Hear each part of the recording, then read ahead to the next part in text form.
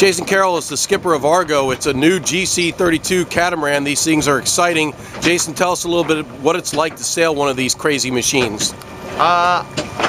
So I've mostly just done keelboat sailing in the past. I've done a little bit of moth sailing, which is probably, even though there's a big size difference, it might be the closest thing to sailing this boat.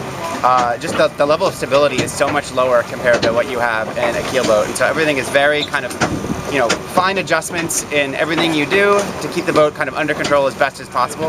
But honestly, we're still learning, so we're not the best to judge by. Ask us again in a year. Well, it's pretty serious when people go out there wearing helmets. I mean, it's dangerous. I mean, that's something you have to keep in mind at all times, isn't it?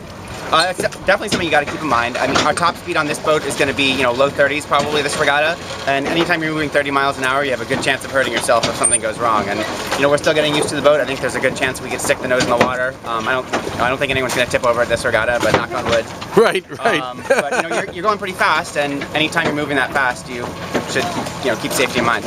Well, many people, including sailors, were introduced to foiling as a new realm in sailing. These catamarans also have foils. At what speed do they get up on the foils, and what's that like when they rise up out of the water? That's just an amazing thing to see.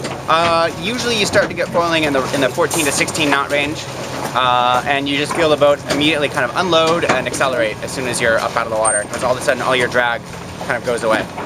And we saw in the America's Cup, it's a fine line about how to get the boat to foil. You need to know how to get it in sync so that it gets up on the foils. Is that something you're still learning, Jason? It's definitely something we're still learning. You've got a lot of things you can adjust. You can adjust the height of your boards. You can adjust the pitch of them, so it's kind of like dropping your flaps on an airplane, right, to increase lift but also increase drag.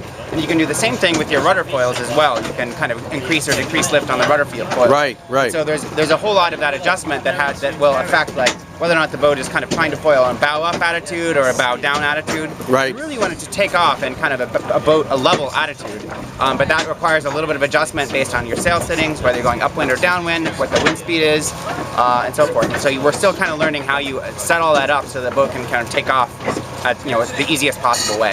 Now, you said that you set a record for a race when the first time you sailed this catamaran in an actual event. Didn't you set some sort of record for a race? So Mount Gay Rum has issued a challenge to see who can sail around Quanticut Island in Rhode Island fastest. And I think they've been holding this record for 2 or 3 years right now.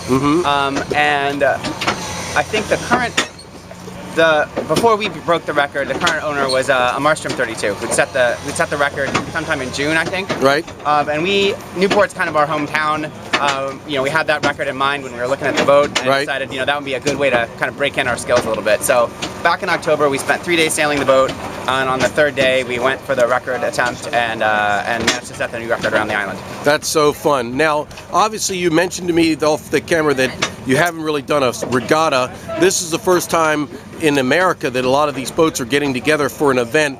Any idea how to handicap this? Do you know anything about the competition you're going to see out here this week? I have no idea. We've never lined up with another GC32. I think we still don't even know what the right modes are to sail upwind. And we're looking forward to lining up with another boat and kind of trying whether or not you want to, keep it in kind of a bow high mode and not try and foil, or crack off 10 degrees and foil. Right. So that'll be something that everybody's learning, I think, today. I think we've got, obviously Flavio on the Swiss boat has sailed a bunch against other boats, so he maybe has a better feel for that. But the other 3 boats here are going to be learning. Right. So I would say, my best guess is that Flavio is kind of going to be the pace setter, and we're going to be learning from him. Right. But maybe one of the other of us will be able to take a point or two off of him. All right, great. Thank you, Jason.